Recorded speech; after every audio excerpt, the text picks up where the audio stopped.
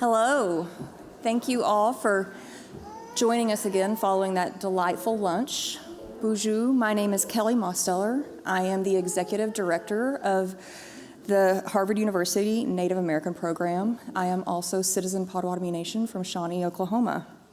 I would like to welcome you all back from lunch and introduce Professor Christopher Pexa, enrolled Spirit Lake Nation and Associate Professor of English at Harvard University. We will now play a message from Professor Pexa, who has kindly pre-recorded an introduction of our next speaker. Thank you.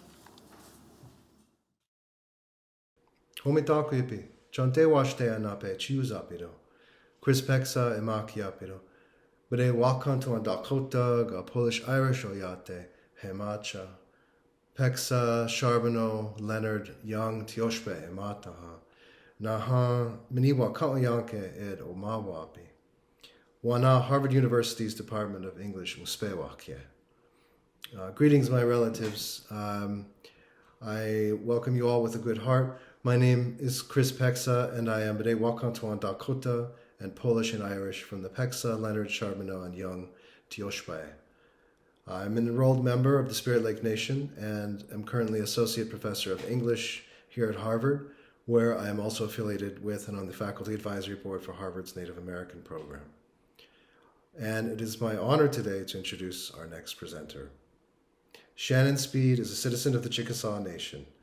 She is the Paula Gunn Allen Chair and Professor of American Indian Studies, Gender Studies, and Anthropology at UCLA, where she also serves as Director of the American Indian Studies Center and Special Advisor to the Chancellor on Native American and Indigenous Affairs.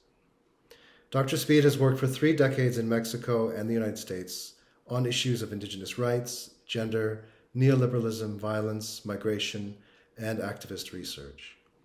Her books include the award-winning Incarcerated Stories, Indigenous Women, Migrants, and Violence in the Settler Capitalist State from UNC Press 2020, and the co-edited volume with Dr. Lynn Stephen, Heightened States of Injustice, Activist Research on Indigenous Women and Violence from University of Arizona Press in 2021.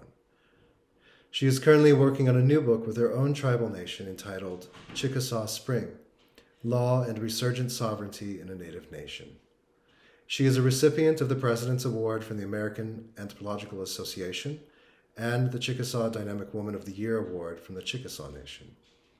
She served as the president of the Native American and Indigenous Studies Association, or NISA, from 2018 to 2021. Dr. Speed is active in her tribe's language revitalization program as a learner and teacher, and serves on a board member of Comunidades Indígenas en Liderazgo, and on the leadership circle of the Indigenous Education Now Coalition in Los Angeles. It's now my pleasure to pass the virtual mic over to Shannon Speed. Chukma, Hashpaka Chukma. Greetings, everyone. Chukmashki. Thank you, Dr. Pexa, for the introduction. Chukmashki also to Kelly Mosteller and organizers for the invitation to participate in this historic conference. It's been amazing so far. And I'm really sorry that I was not able to be there with you all in person today, but I'm glad to be with you virtually. I'm speaking today from Topanga Canyon, which is at the historical intersection of Tongva, Tataviam, and Chumash peoples. I'm here to share with you a little bit about what's been done at UCLA in terms of fostering stronger relations with the Native community. Could I ask for the next slide, please? UCLA is located in Tovangar on Gabrielino Tongva land. It's a land grant institution, which means that its very existence is the direct result of Native dispossession, land theft, and the wealth that was created through that. The Tongva people, like other California Native peoples, were first enslaved by colonizers in the California mission system. They were then subject to state-sponsored, by which I mean the state of California, state-legislated genocide by the second wave of colonizers. Next slide. There's a lot of pain in that history, and also a lot of beauty in the living, thriving Tongva community today. I want to start by saying that I share a few aspects of our work on repairing relations in the hope that these things are useful to others, but I don't mean to be celebratory of our efforts. We need to do more. UCLA needs to do more, and we will continue pushing in that direction. I've only been at UCLA for about 8 years, and while we've done things in that time, it all built on the foundation of the important work that came before, and I'll also try to give you a sense of that. Next slide. American Indian Studies has been around for a long time. The American Indian Studies Center, which I direct, is in its 54th year, and the AIS department began as an MA program in 1982.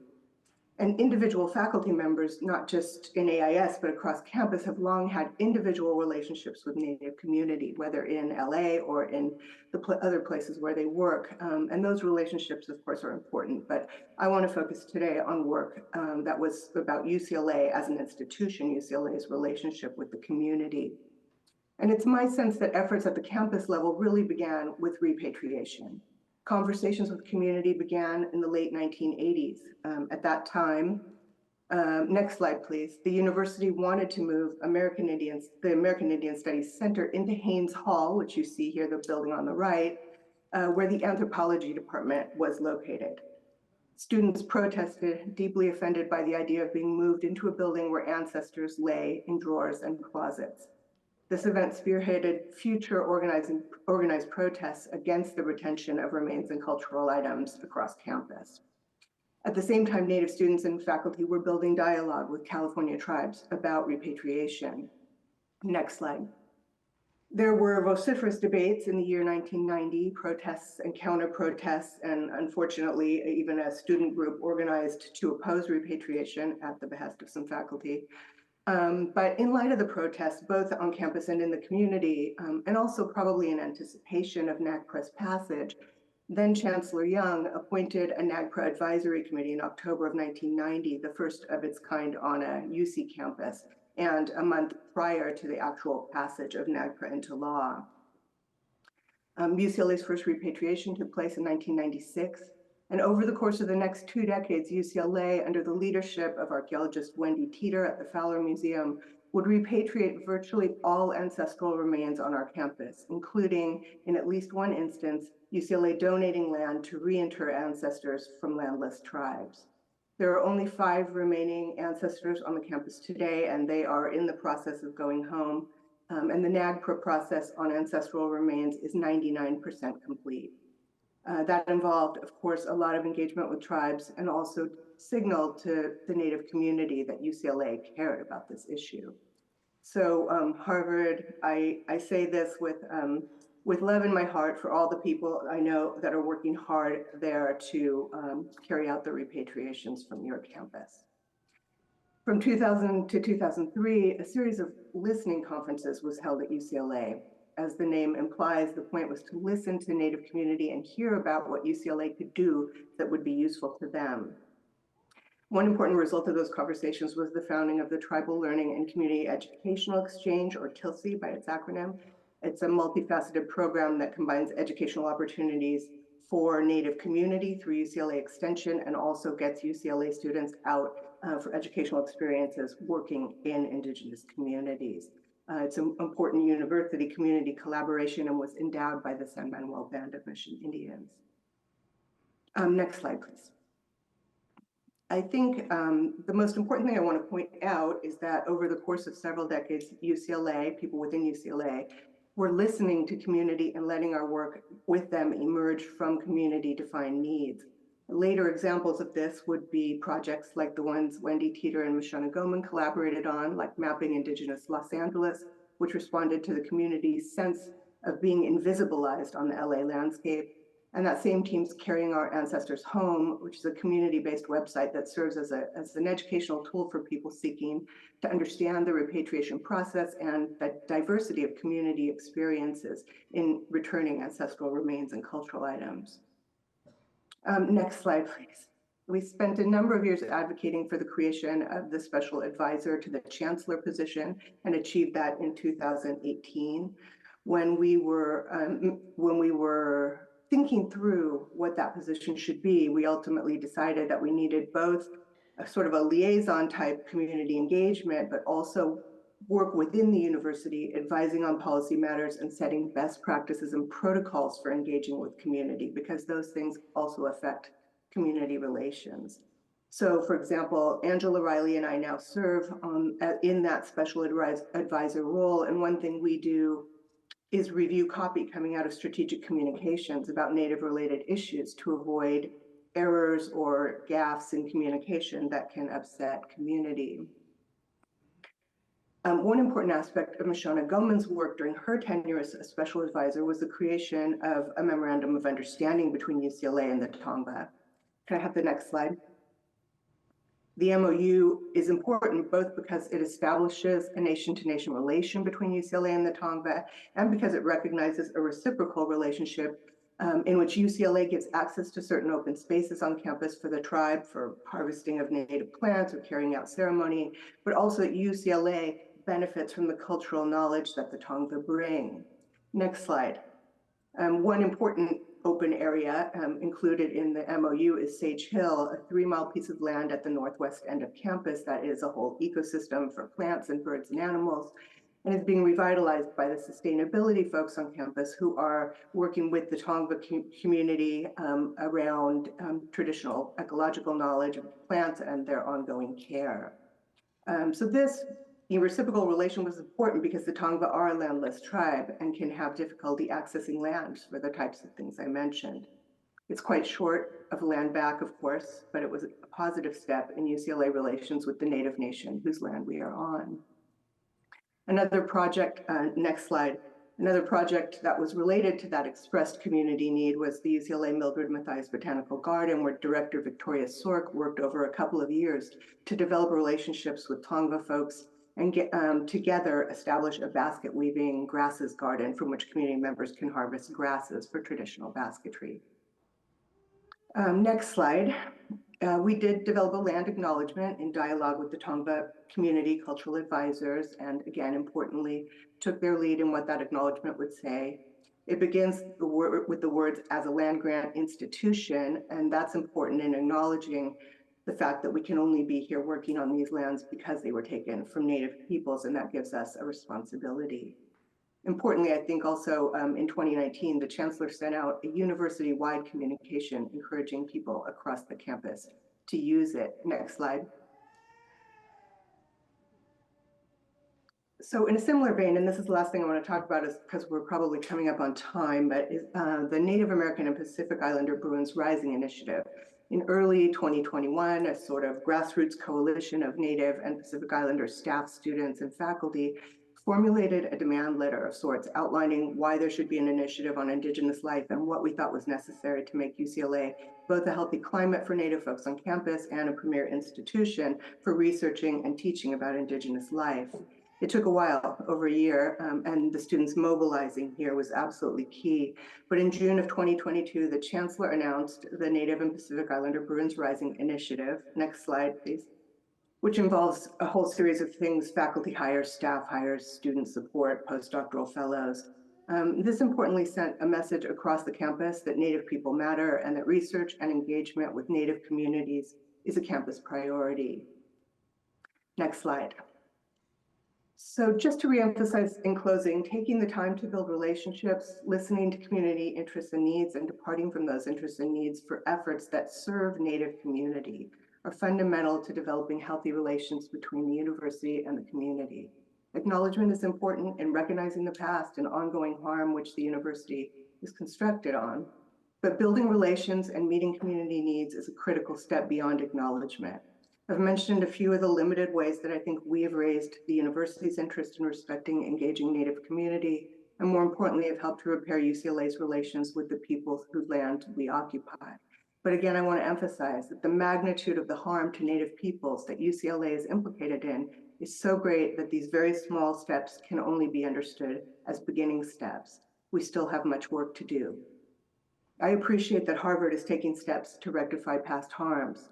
Since I have a few seconds left, I will add, following on invited keynote speaker Dallas Goldtooth's statement last night that he unequivocally stands with the Palestinian people, I want to say, Harvard, he was exercising his right to freedom of expression, and Harvard, please protect and defend your students' right to do the same. We are here because for too long our institutions have actively occluded the harms they are implicated in. We can't work to repair one harm while committing another. If we aren't free to talk about important topics like slavery and genocide, our institutions have no place. Thank you. Chokmashki.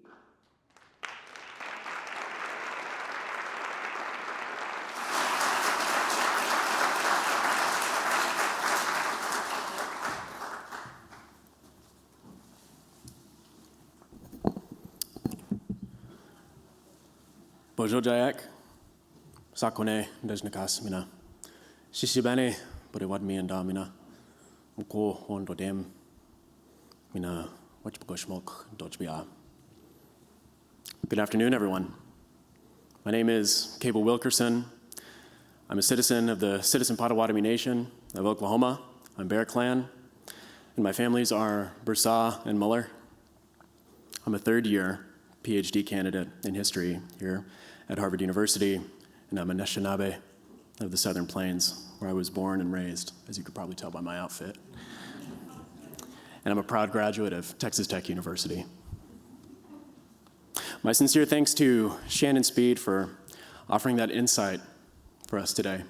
I imagine it will prove useful for the duration of this conference this afternoon and as we go forward as a community here at Harvard. Now, I have the distinct pleasure, and in some ways the unique challenge, of introducing two speakers, each of which have a long list of service and achievements, this being our second keynote for this conference, Tara Houska, and her discussant, Vic Hogg. Tara Houska is a citizen of Glojajing First Nation, is Bear Clan, and is a water protector, environmental activist, and a writer. Born and raised in Rainier, Minnesota, Houska received her BA, her BS, and her JD from the University of Minnesota, after which she worked in Washington, D.C., clerking for the Obama administration. In 2016, Houska was the Native American advisor to Senator Bernie Sanders' presidential campaign and the lead author for his Native policy platform. She committed herself full-time to advocacy work during the Dakota Access Pipeline protests before returning home to protect her people's territory from the Line 3 pipeline, which was planned to run through the wild rice and wetlands of northern Minnesota.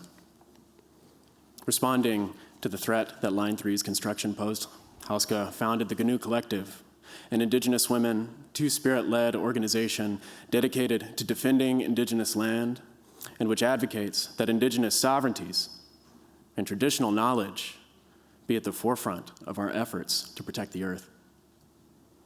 She also co-founded the nonprofit Not Your Mascot, which educates the public about the problematic and racist stereotypes perpetuated by the use of Native peoples as sports teams' mascots.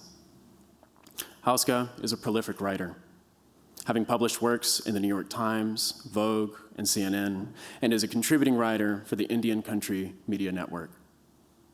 Just this year, in recognition of her many efforts and accomplishments, Houska was awarded the Rose Walters Prize at Dickinson College, which is given to individuals or organizations significantly impacting responsible action for the planet, its resources, and people.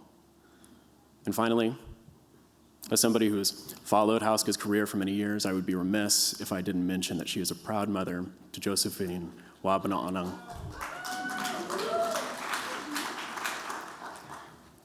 Vic Hogg, a citizen of the Nottawasepa Huron Band of Potawatomi and graduate of the Harvard Kennedy School. Vic completed their master's in public policy as the Native American and Public Service Fellow in May of this year. Yeah.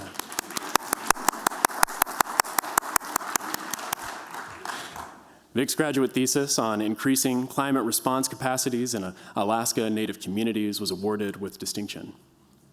But seemingly unsatisfied with this immense accomplishment, Vic was also the 2023 Harvard commencement speaker for this year. Yeah. Before joining us here at Harvard, Vic graduated with a BA in psychology from Yale University in 2017. And in the years that followed, Vic's work focused on strengthening marginalized communities' abilities to self-determine the solutions to their greatest issues. And they've worked with the survivors of trafficking, high school youths, and neighborhood-based activists to do so. With the onset of the COVID-19 pandemic, Vic pivoted to work in food access and education for adults with developmental disabilities, distributing food in the New York City area to those in need. Currently, Vic manages the Civic Power Lab at the Harvard Kennedy School, which focuses on how social movements build and sustain themselves.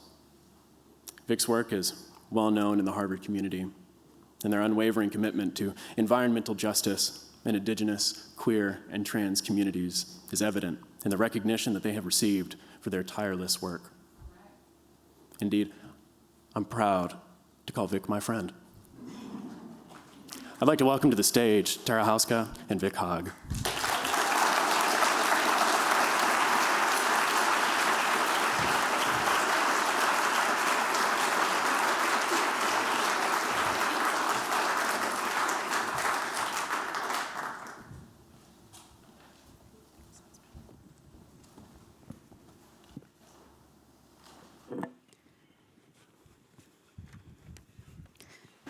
All right, is this thing on? Can you all hear me? Testing, testing. Yeah. Testing, testing. All right. Hello, everyone. Thank you, Boozhoo, thank you. Thank you so much to the Harvard Radcliffe Institute and HUNAP for hosting this gathering and for the commitment to responsibility and repair for legacies of slavery here at Harvard. And Tara, it is an honor to be your discussant.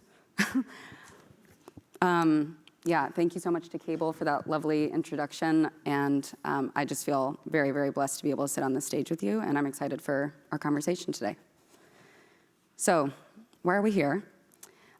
This conference is meant to address the fact that efforts at truth-telling and repair often fail to engage the original sin at the heart of the story, which is that slavery in America began with the enslavement of Native peoples and the violent dispossession of the lands on which we have lived and thrived for generations. So that's what we're going to be talking about today. We're going to be talking about this original sin. We're going to be talking about this dispossession. And we're also going to be talking about these lands on which we have lived and thrived for generations. So to get us started, Tara, you're a citizen of the Gochujang First Nation. And can you tell us a bit about your community and which lands you and your people are from? Thank you for all that. I'm glad you guys are all here. Boozhoo, Anin. I am from a place where the pine trees are still tall and beautiful and the lakes are large and cold, where I have the unique life experience of watching wolves crossing the ice and then flying out and coming to a place like this. It's a very jarring change, I think, usually when I step into these spaces. But I come from a place where it's still beautiful and we're still deeply, deeply tied to nature in a very direct way. I really wish that I could see it. Yeah. Please come. Come and visit. Okay. So let's see. I know that particularly over the last 5-10 years, you've been really deeply involved in resisting against extractive industries. And in fact, even just 2 weeks ago, you were locked to an excavator blocking the Mountain Valley Pipeline in Virginia. Let's take a moment to recognize that. So I want to just ask directly, how do you see extractive industries as part of the continued colonization of Indigenous peoples? And what has resistance looked like for you?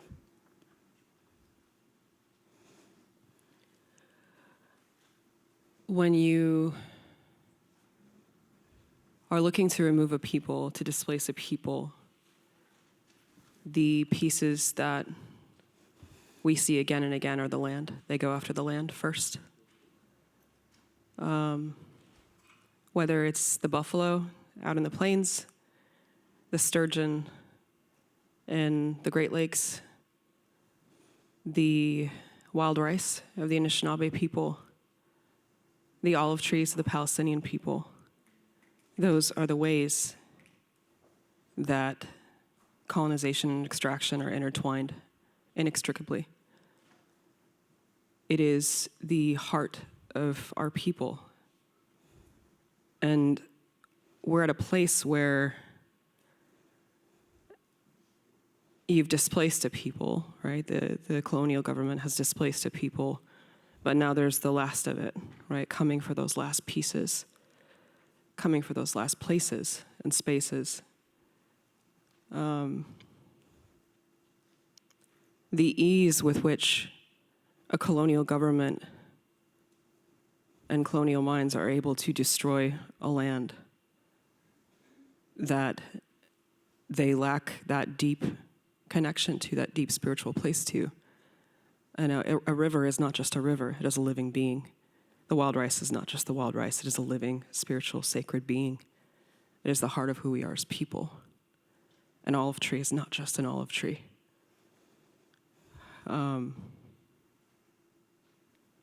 know I'm supposed to be answering the questions, but I would say, like, I hope and I pray that if it had been us who were living in the time of social media and living in the time of everyone able to see an unfolding genocide on their phones, that somebody would have spoken up for us, that somebody would have done something for us, that they would have been able to take risk for us and seen that call and that hope for liberation. I hope that folks in this room do hear that call and that we do not just stand idly by. Thank you.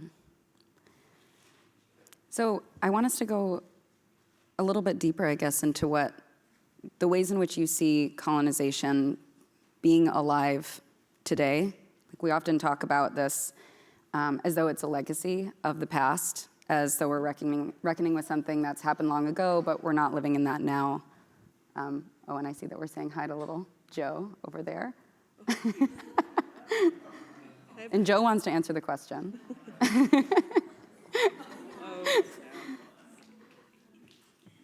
This little girl is going to be the president of the United States someday, I think.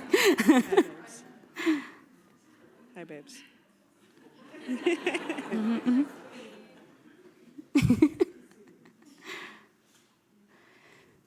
Are you comfortable? We can try. Let's go for it? Okay. So you talked about some of these different examples, threats to our rivers, threats to olive trees, and knowing that colonization is not something that happened in the past, but it's something we continue to reckon with today. Can you tell us how you see colonization occurring today? What does that look like in 2023? Well, very directly, it looks like what we're seeing on our phones. That's what I'm talking about, right? It is the theft and dispossession and active genocide of a people. The comment that was made, I hope that we are able to express ourselves freely, that an institution such as Harvard, which has incredible thinkers, people who are dedicated to the study of knowledge, to being open and seeing the facts in front of us, that is not suppressed in any way, shape, or form.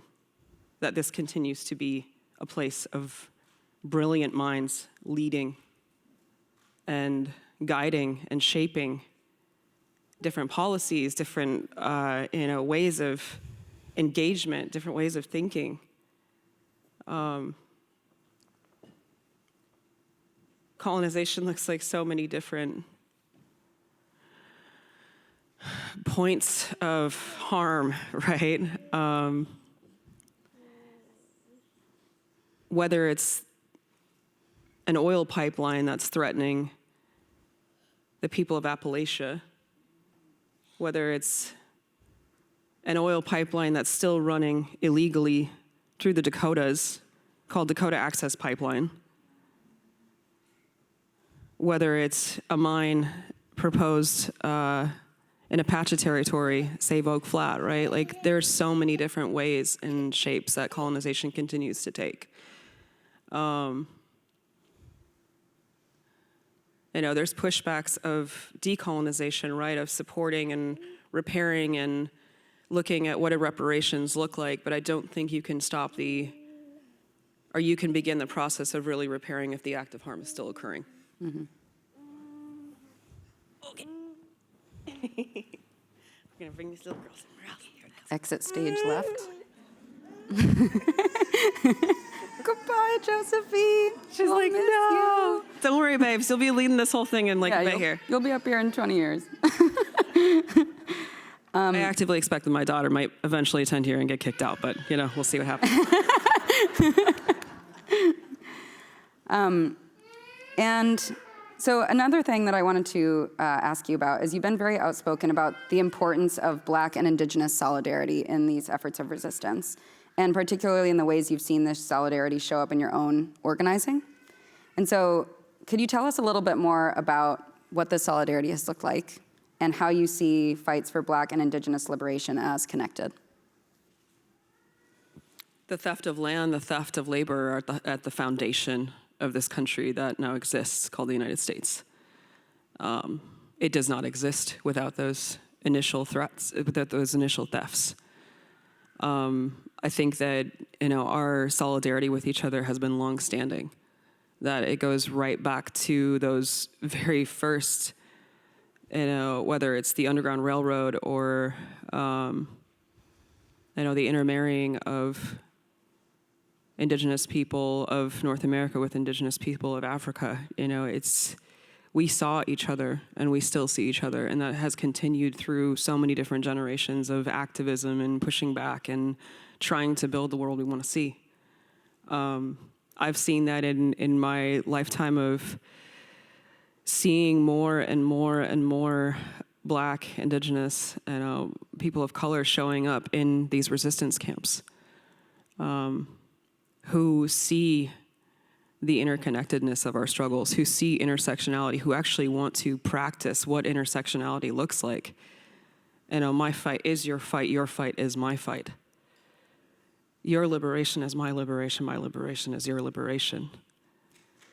We are so much stronger together, and I remember sitting around our campfire at Nemaywug camp where we lived for years, fighting this extractive industry tar sands pipeline. And George Floyd had been murdered in Minneapolis, and we were basically just like, who's gonna stay to make sure that camp doesn't fall apart and that the raccoons don't take over in the kitchen, but who's gonna stay, And we took turns doing that, and we just went and stood where we were asked to stand, and showed that love and that care for our relatives. And that's not to say that there's not still, I think, colonial harms that both of us carry, that we are not still in a place of trying to not only repair that relationship with each other, but our understanding of each other also. But I see that happening in a very real way.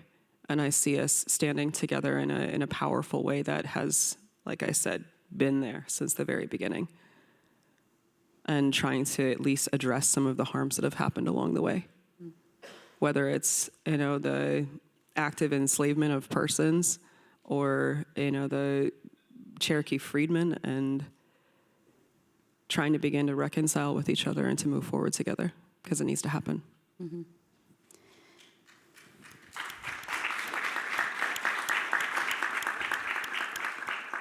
You brought us there for a second, thinking about your experience at these camps, resisting against these various pipelines.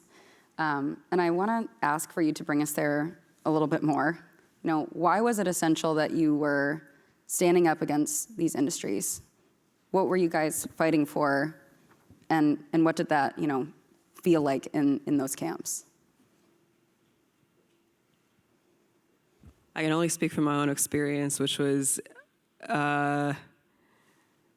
that jarring experience of going from a place where you're watching the wolves and the bears and the deer and all of that to this was also the jarring experience of going from a really comfortable, contained, air-conditioned space in Washington, D.C. to living out on the prairie in a tent and all that, and then translating that over to Line 3 where we were living outside for years together. Without running water, without electricity. I don't think that we can actively and fully push back against these destructive forces without also trying to build the world that we want to see. And to me, that means learning how to live with each other, learning how to be with each other, learning how to, the most simple acts of who's going to do the dishes, who's going to haul the water to do it. What does that actually look like to be in a community? It's not the excitement of seeing someone locked to an excavator, which is exciting, and it's badass and all that. In the moment, I'll say, like, for me, I was like kind of just looking at the birds above my head, but it is all of the rest of it, right? Of like remembering how to be with each other and remembering that we're in nature all the time, that we are part of the web of life, and that we are so deeply connected, and that it's not romantic. It's actually really difficult to be in a mutual relationship. It takes so much work. And yeah, the camps can be, if you're in an active pipeline resistance or mining resistance or whatever kind of resistance camp you're in, yeah, there's like the added element of active oppression, of state repression. And at one point, I had like 50 police officers show up on our dirt road and tell me that our driveway wasn't a driveway anymore, and like arresting a dozen of us in the road, like that was a moment of seeing how far the state will go and how many rules of its own it will bend to suppress the people. Because I think ultimately, like, those moments of building that community are also quite frightening to the powers that be. I think that it's a whole other way of seeing the world and looking at the world and living in the world. Yeah, that's what we're up to now, right? Is we're engaged in land back. Yeah, so that is exactly what I wanted to ask you about. So I know that also over the last 10 years, you've been up to some really amazing stuff with land return and land back. And I want to just ask you, first of all, what does land back, when we throw that phrase around, what does land back mean to you? Yeah, I thought I might get asked this question. I was thinking of like, what's the shortest way, right? Because it means so many things. The shortest phrase I could think of, or the shortest term, was land back to me means reclaiming our place in the web of life. It means living with nature and not on top of nature. It is so much work. That's what land back means to me. What are some of the projects that you have witnessed or been involved in? Yeah, after every one of these fights it's oftentimes met with some component of devastation when we don't win, when the pipeline gets built, when the mine goes through, when the rice is contaminated. And in those moments of devastation, what I've seen again and again is that the people who give the most oftentimes have the least, that they are the folks who are houseless, they're the folks who have nowhere to go, they're the folks who were willing to give everything for the land, and then return to being unseen and invisibilized. So, I felt really called towards this, concept of land back that it seemed like the First Nations youth over in BC were really pushing that slogan, and I was like, that's a really beautiful way of thinking of how do we move forward together? How do we build something long-standing? And in my own work, it was line 3 is going to go through. I gave 7 years of my life towards trying to stop that awful project. It's now breached 4 and counting water aquifers, spilling millions and millions and millions of gallons of the fresh water we have left as humans. I went home and I visited my parents and made sure they were like, "Are you all right?" And I was like, "I'm mostly all right." But there was some land for sale, and went out and put down tobacco under a cedar tree, and now we're sitting here, and have gotten, over $4 million worth of land back in our traditional homelands, which has been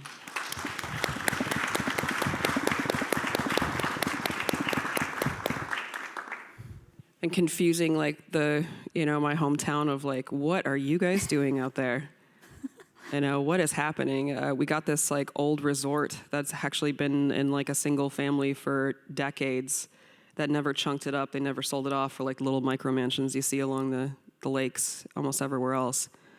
So it's an old resort with cabins and a main lodge, and we put up our teepee and putting up our lodge, and yeah, that's what's happening, and creating a space for us to be in community and to learn together and to grow together. Yeah, let's get a round of applause for that.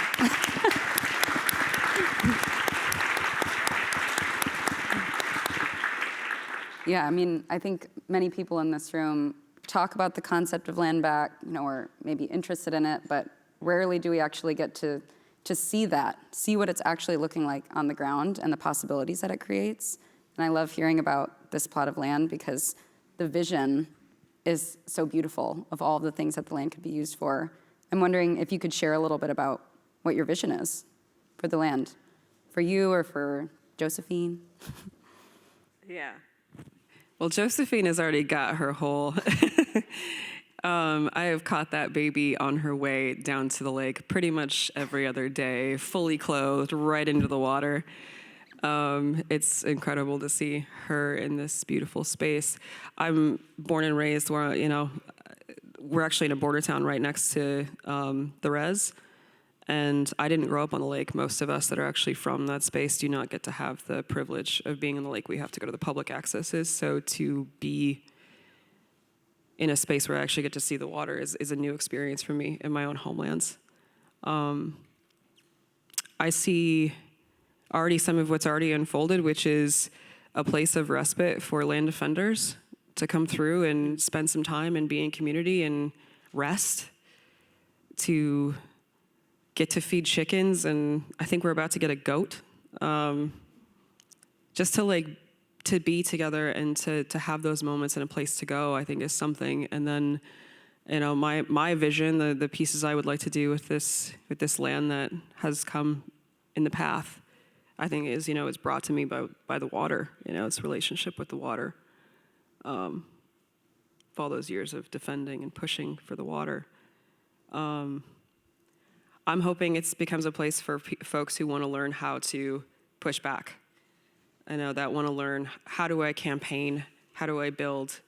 How do I engage in land back? I've had a number of people actually reaching out. How did you actually structure this? How did you accomplish this? How do you learn survivalist skills? How do you learn how to wild rice? How do you learn how to go hunting? Those are really important skills to have, and skills that I realize I actually have the privilege of growing up with, that I think there is a craving and an ask and a want for. And it also becomes a retreat space for folks that, want to come out and do that with their folks, and it becomes a language immersion space for the camps of folks that want to do that. It becomes a community resource, that's where we're at. It's pretty cool. That sounds really cool. Yeah, I'm gonna have to come visit though, for real. So a reminder to folks who are online that we are accepting questions, and you can submit your questions for Tara, and we'll be turning to audience questions in just a couple of minutes. But before we do that, I want to talk a little bit more about repair and responsibility, this concept of reparations, accounting for these legacies that we're here to do today. I know that you recently visited Carlisle, which is a former Indian boarding school in Pennsylvania, one of the largest. And I'm curious what some of your reflections are on that trip, if you want to share more generally. And when you consider the legacies of boarding schools and the history of Harvard's own history, the history of Harvard's own legacy as a commitment to educating Indian youth, as is written in our charter here, what do you see as the responsibility of institutions like Harvard to address their legacies of colonization?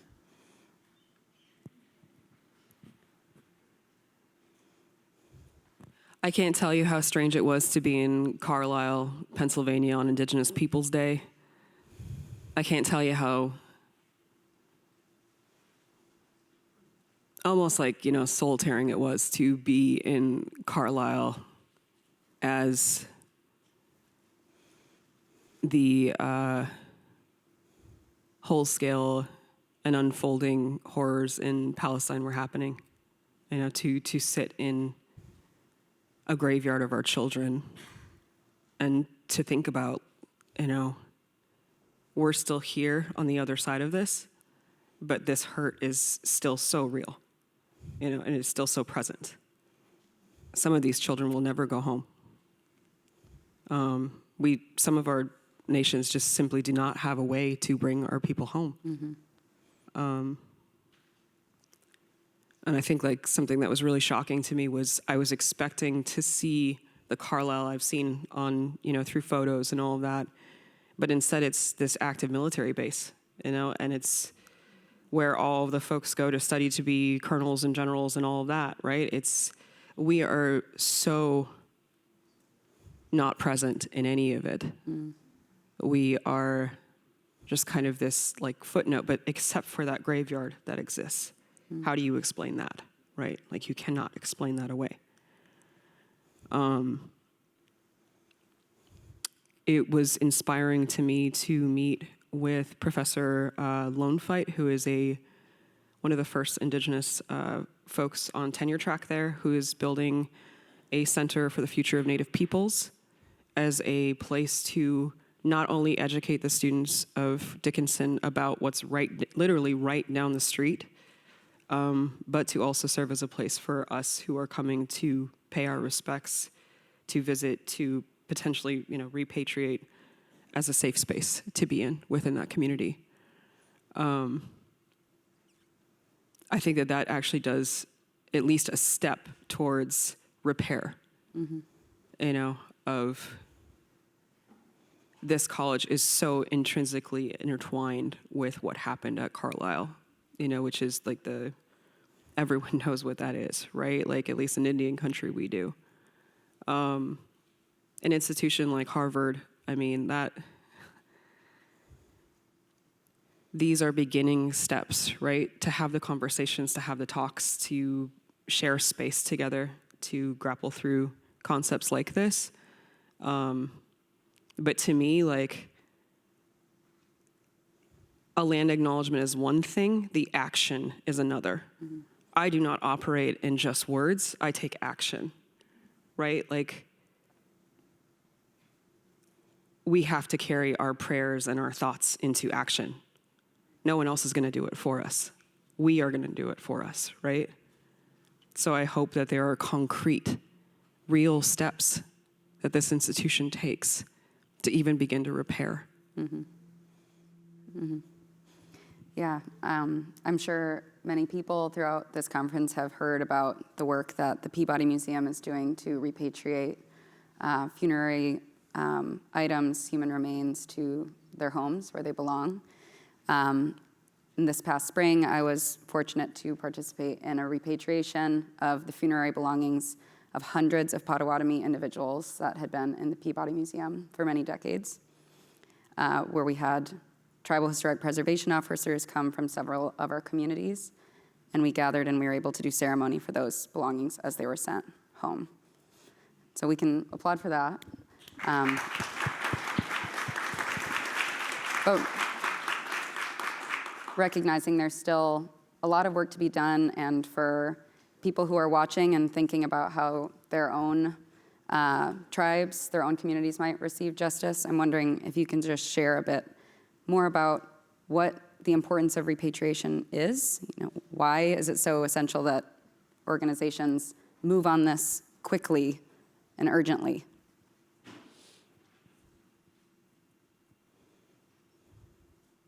So I'm gonna knock on land acknowledgements one more time, because I have to.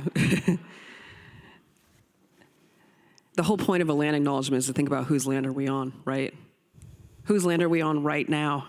Those are real questions to be asked. Those are real actions that can be taken, right? The people are not gone. We are still here. That's something I've said again and again and again through all this work, is we are still here. There is a lot more to be done than just the words of a land acknowledgement. When we're thinking about repatriation and what that means, I mean, it needs to happen quickly because there's been decades of efforts to bring our people home that have been continuously denied and rejected and dismantled by, I mean, I got to name the folks, right? It's like the anthropology community that refuses to let go of ways of knowing that do not respect and show equity and personhood to living people, to institutional frameworks that still to this very moment, refuse to acknowledge and hold on to ways of knowing that are so deeply harmful to our people. Mm. We want our grandparents back. We want our great-grandparents back. They have to come home when they can come home. There's so much more than even just our relative, like the simple act of, yes, you want your family home. There's also the added element of, like, you see us. What does that mean to be seen? To be acknowledged as a human being that has underwent having our ancestors displayed for educational purposes. That is an immense harm. And the repair at a minimum has to be, how do we expedite and get you guys home? Thank you. I want to turn us to audience questions. We're talking about some really heavy stuff. I mean, quite literally, we were just talking about the remains of our relatives being in boxes in museums around the country. And you have held many heavy things on your shoulders as you've resisted in many ways throughout your life. And I know that this question can sometimes be annoying to answer, I'll just say that. But we do have a question of how do you stay well? What do you do to take care of yourself, your people, and stay well while you hold these things? Yeah, surprisingly, I get this question a lot. Very surprising. Very surprising. So I think the hip language or the cool language, I don't know what the kids are saying these days, is, self-care. We talk about self-care, models of self-care. And oftentimes that ends up being like, taking some time to get your nails done or something. And I'm like, that is not, that's a temporary fix. It's like a little Band-Aid on a giant, giant harm. For me, I built in and build in as much time as possible to find bodies of water, to spend time with those bodies of water, to be still and to be present and to let it go. If I did not do that, I don't think I could keep pushing back in the ways that I have. I don't think I could be as present for my daughter and for the people in my life who I love and love me. I also spend as much time as possible in ceremony. Ceremonies actually can be quite physically taxing, but it's a moment of, or actually usually days of being focused on a single thing, which is, for me, oftentimes I dance for the water. I dance for our people, and I can be in a place where I'm not thinking about anything else but those things. And I spend lots of times with littles. Before Josephine, it was all the littles I could be with because they're so clear and direct in what helps them, and like what helps you. I mean, I think I'll tell an anecdote to like make it a little lighter because we are talking about heavy things. So at the end of a Sundance ceremony one year, there's this part where you get to push. We have trees around ours, like there's like a kind of barricade on the outside, And at the end, when you finally you've made it through your dance, you get to push the trees out and be let back into the world. And, on our side, like these little girls that actually had danced with us before came and helped me. And one of them she was about 7 at this time, and she had danced when she was 5. And I asked her if she remembered that dance, and she said, yeah. I was like, so what did you dance for? And she's like, I danced for the water. And I was like, why did you dance for the water? And she's like, well, because you drink it, and I drink it, and the doggies drink it, and the horsies drink it, and we can't go without it. And I was like, you've understood and said something that I have spent most of my adult life trying to convince other adults of. In that simple moment, right? Like that's very healing, and it is a touchstone of this is who we're fighting for. We have a couple of questions about interacting with institutions that have extremely heavy legacies of Indigenous harm. So I guess a question, given your experience working in and outside of government, how can we discern when to work within the system to make change and when to work outside of it?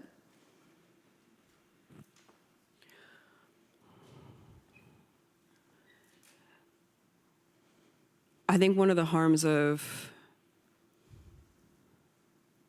colonization and theft from all of us, not just Indigenous people, but so many people, is the theft of community from each other and the replacement of that community with individualism, which is, to me, that's my touchstone of like where I'm at and what I'm doing, whether it's working inside or outside.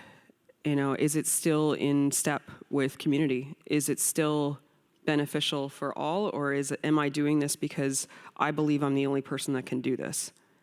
If I start going down that path, I feel like I need to sit back, and to rethink. If I ever get to a point of like, this is the right decision, without consultation or without thought, that I just know, then I know I need to step back.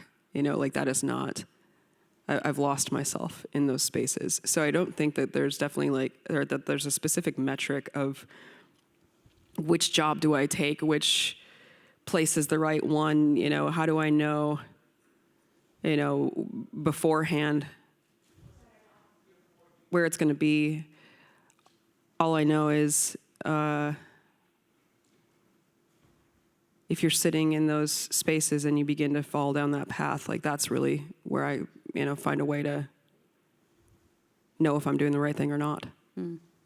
Yeah, we have a question asking you for advice in interacting for particularly students who might be Indigenous in institutions like Harvard or other places that have these heavy legacies. What advice might you have for them? Having worked in the federal government, it can be really hard. It's when you're in an institution that has caused so much harm to your people, it is so much to take on, and sitting in whatever seat you're sitting in, whatever role you're occupying. I think whatever you can do to spend as much time at home or in nature. I know when I was in DC, I went down to Rock Creek Parkway as often as I could to just be with some water that wasn't in the best shape, and it was really quite sad to see, but it was also still the water, and it was still the lifeblood that I care so deeply for. To remember that you're here for, whatever reasons you've chosen to be here, that if you weren't here, then maybe that wouldn't be said. If you weren't here, then maybe that wouldn't be challenged. If you weren't here in that moment, maybe you wouldn't be able to intervene. There's been moments like that where I was when I was clerking with the Obama administration, where if I hadn't been in that room and been that person in that seat in that time, it would have just passed without any consultation. That was that was really eye-opening to me. And then the importance of keeping yourself on track and keeping yourself accountable to your elders, to your people, to the land, to the water. This is coming from a practitioner within the university context. Should we as thinkers in universities build responsibility and repair into required foundation courses? And how should we do that without overburdening Indigenous people themselves? Yes. I mean, I think that's, there's always like the careful balance of Indigenous peoples are oftentimes overburdened with like, well, you explain it to me. Like you carry the emotional labor and the intellectual labor of like, why should I care about this thing? If it was built into a course with consultation with Native people maybe up front, like that might be really helpful, right? That it's something that every student at least once gets like the moment of opening their mind to something else. Something more than a land acknowledgement. I'm just ripping on those today. But yeah, I mean, I think that's a beautiful way of looking at things, and the care around not overburdening the folks, yeah, that's also really helpful. And then we don't have to feel like I have to be the person to raise my hand and, no, not that. I'd love for us to just go a little deeper into land acknowledgements. Like let's just like name the elephant in the room. Lots of people in this room, folks who are thinking about responsibility and repair for these legacies have considered land acknowledgements as one of those steps. Have you ever heard a land acknowledgement that you liked? What could land acknowledgements sound like? Or should we, just do away with them?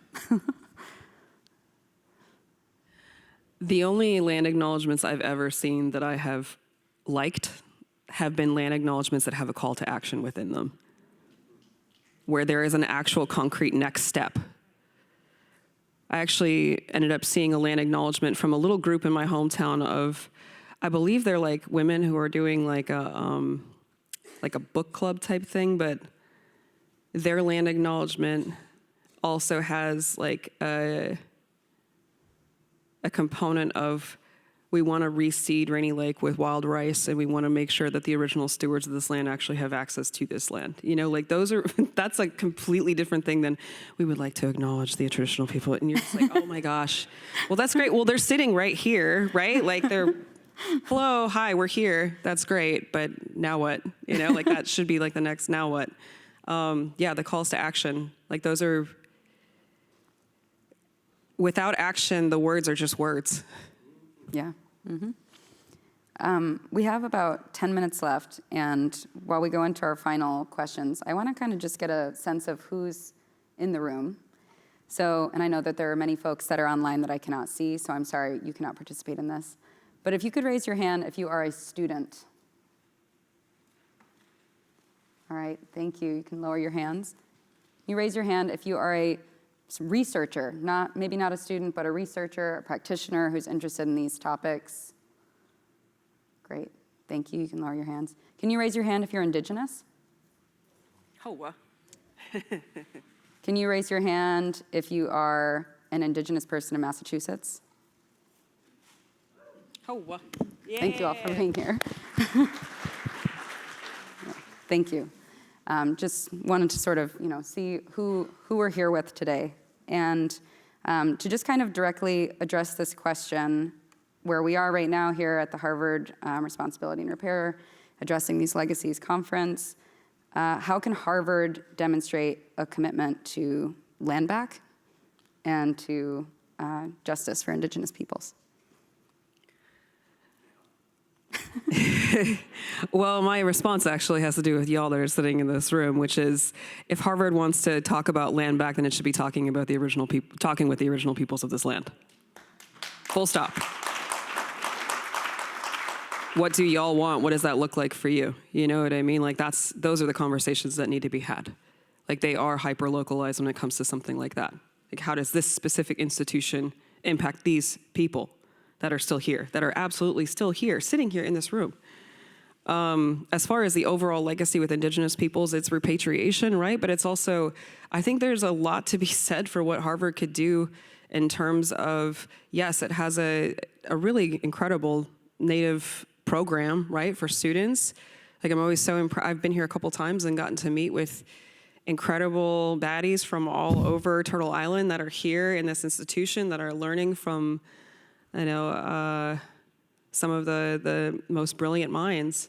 I would love to see an expansion of that, to see expanded support for that it's not just a little department inside of this massive institution. That would be beautiful, and that would be powerful. And those are the types of things where if you are still one of the last bastions of liberal arts and of the study of knowledge, that study has to absolutely include Black, Indigenous peoples. Has to. Or you're starting out from the wrong step from the get-go.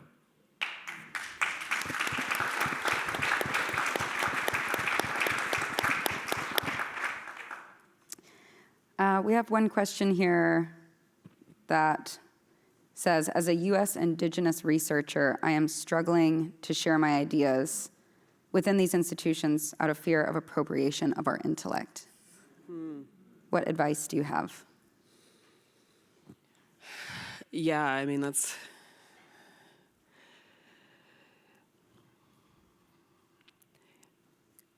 I'll say my own experience of, there was a moment in one of our camps where, this young person, I was checked in with them, they're an ally. How are you doing? And they said, well, I'm just so glad to be, because they had just started kind of following around one of the Indigenous folks in camp who is willing to share more. They're like, well, I'm so glad to finally be in the presence of a person who knows more about the woods than I do. And they said that to me, right? And I'm just like, and I looked at them and I was like, well, not everyone is going to share what they know with you. And they said, what? And I was like, there are many people that are sitting here right in this room that you're talking in that know so much about this ecosystem, about these people, about these woods, about these rivers, about these lakes, about everything around you, that don't trust you enough to share with you. You have to earn that trust.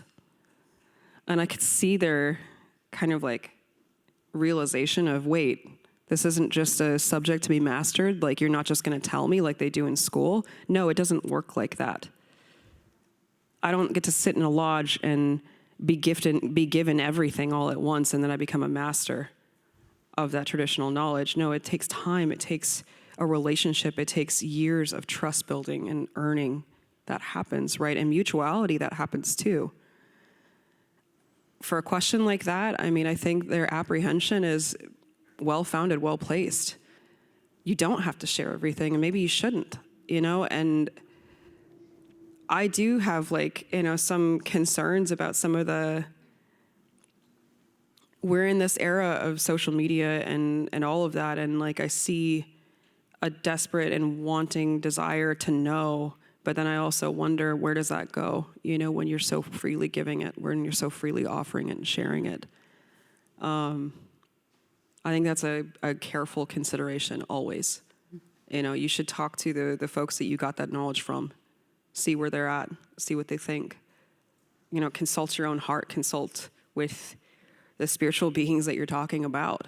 Are you comfortable with this being put out to the world?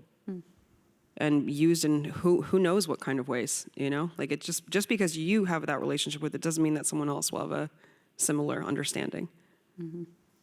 Thank you. So we have time for one more question, and then I'll ask you a question to close. And someone wants to know if you could share a bit about your own decolonization process. We're Indigenous people in the year 2023.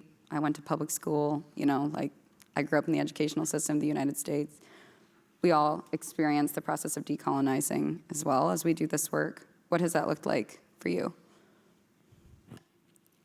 I was in school for a real long time. I loved school. Do you mean that? Yeah, no, I did. I loved school. I was an undergrad. I mean, I think I graduated with like 218 credits or some like wild thing. Like, I really loved school. I love books, you know, and the study of knowledge, right? Decolonization was that what I just had spoken about, like for me, was sitting in the lodge and like becoming part of that circle and realizing that it wasn't something to just be mastered and known like I'd been taught, right? Like once you knew, you know, let's say once you knew like the elements of DNA, like you knew that, right? And you had that knowledge. That's not how it is in traditional knowledge circles at all, right? Like it actually is, well, you know that one little piece of that whole entire puzzle that you don't even know exists, right? Like you've been given that one little piece of it. And then maybe years later, you'll be given another little piece. And your understanding will be that much more circular. It's learning how to think in a circular way, which is a lifetime effort. Decolonization was also like, for me growing up in a really, really cold place, the place that makes the Weather Channel, that's our only claim to fame, is it's colder than the surface of Mars. So that, you know, like that is, that's where I grew up, and I thought I understood winter really well. I did not understand winter until I lived outside during winter. That was realizing just how strong my ancestors really were. And recognizing that they did not have grocery stores, right? Like I was still afforded that, or like warm vehicles to climb into. Decolonization is an ongoing process for me, but it's been both the decolonization of the mind, but also my decolonization of my physical relationship with the world around me, and realizing it's actually really hard. It's not romantic. It's not a t-shirt. It's definitely not a t-shirt. But those t-shirts are cool, but still. I love the idea of one aspect of decolonization being like really understanding how strong your ancestors were. I love that. So my final question is just if there's anything else you want to share with us. And we saw that we have a pretty wide diversity in the audience of students, practitioners, Indigenous folks, non-Indigenous folks, people from Harvard. Sorry? Activists, thank you. People from Harvard and from outside of it. And you've had a really wide breadth of experiences in your life, and I know I haven't asked you about everything. So is there anything else that you want to share to close us out?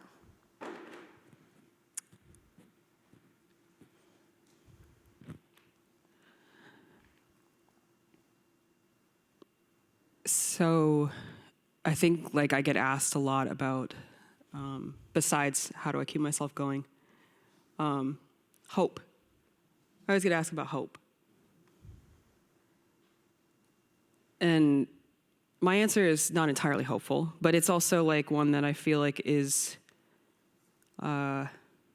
true inside. We are in a world that has so much harm in it. We are watching the tipping points of climate, of me looking at my daughter and thinking about how my daughter might not ice fish like I did in our lifetimes, right? Looking at the unfolding horrors on our phones, you know, overseas. And it just, you can end up feeling so helpless. How do I help? What do I do? What do I do? To me, resistance is an act of love. That when I am on an excavator, or when I'm standing and blockading something, when I have used my voice, which is the only voice that sounds exactly like mine in this whole world, that I've given that spirit energy, right? And that is an act of love. Our world needs so much more love. It needs so much more acts of love. We are not powerless. We are so empowered when we choose to act. I have seen little bands of 10 dirty kids in the forest able to push all the way up to the doors of the White House. And to be getting those calls back of like, oh, you guys are still out there.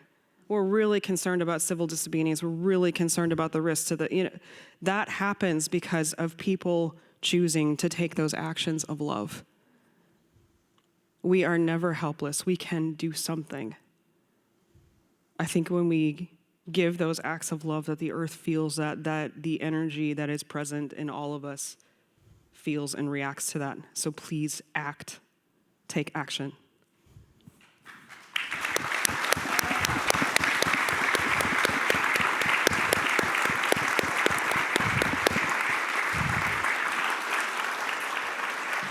Tara, thank you so much for joining us here today. Thank you for sharing the ways that you embody love in your life, too, for the water and for the land and for your daughter and for your resistance. And I know that I feel very lucky to have listened to you today, and I'm sure that I'm not alone in that sentiment. So thank you. And if we could just get one more round of applause for Tara Houska. And for Vic. Thank you, guys.